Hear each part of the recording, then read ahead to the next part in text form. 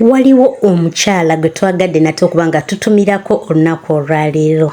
Omukyala ono atwagadde, atuwagidde, alabye vidiyo zaffe, akomentinze, atuwadde opinions. Tewali vidiyo gy'aliraba n'atawa opinion. Omukyala ono akozesa God's child, is it God's girl or God's daughter? God's daughter, I think. Or God's child, or God's daughter. I think God's daughter. Banange, mukama katonda nyambe, waberenga yigwe God's daughter. Naye twakebeddeko ku gundiyo, ku page nga kuliko Harriet something. Mukwano webale, mukwano otwagadde, banange otugoberedde, otukoze obulungi obutagambika. Mukama katonda akuwe omukisa era akugaziyize mu buli kimu ky'okola bannange. Thank you for that kind word. Thank you for the love. Otwagadde totujajingangako. You've been here from day one. Fe tubadde tukugoberera.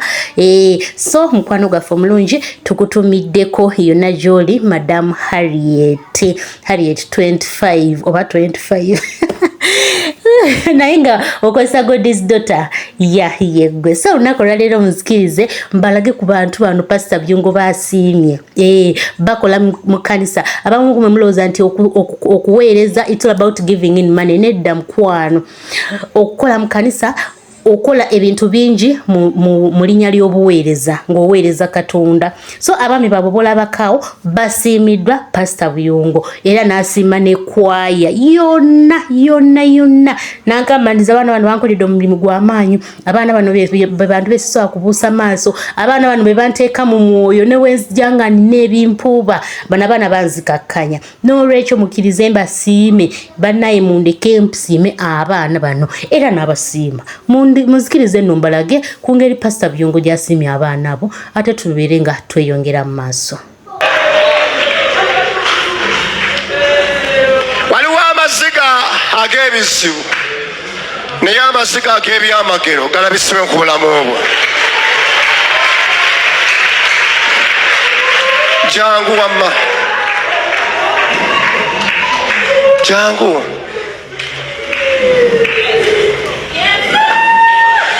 Abadde akuba endongo wali nenjagala mufuuwa omutwalo gumu. Mukama n'angamba muweere eddala 10. Atandike bato abaana bakuba ebigo. Muli abaana oba bali bamekaawo ndowooza kambale kuva ku mmeka oba eŋŋoma ani abaddeko nga musinza mujje mwennanga we mubaddeko. Waliwo oluyimba n'owennanga jangu.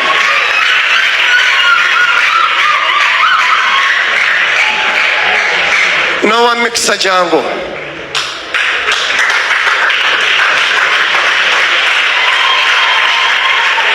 Bali bameka bano n'ababakinga mujje. Wali ameka?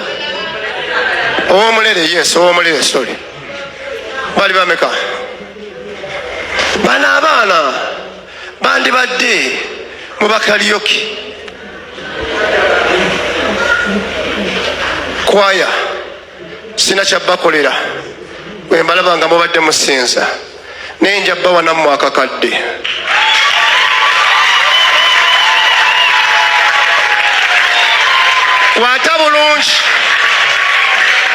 Kwata bulungi tonkwata nti nno nina kyenfera, tonkwata nti ndi ku ssente za kyaki, nsigo ne famire yange. Tandika okulaba ewala. Obadde wafunda woosula gaziya okuba ne pulaani kaakati ogenda kuzimba ennyumba yo oteekeko ekikomera kompawundi abagenyi we banaatoola wowummuliza abagenyi we munanjweranga kacayi ne kasooda wonoonyumizanga emboozi abaana we banaazannyira otegekerewo n'abaana bo we banaayanjulira we banaakoleranga emikolo graduation party.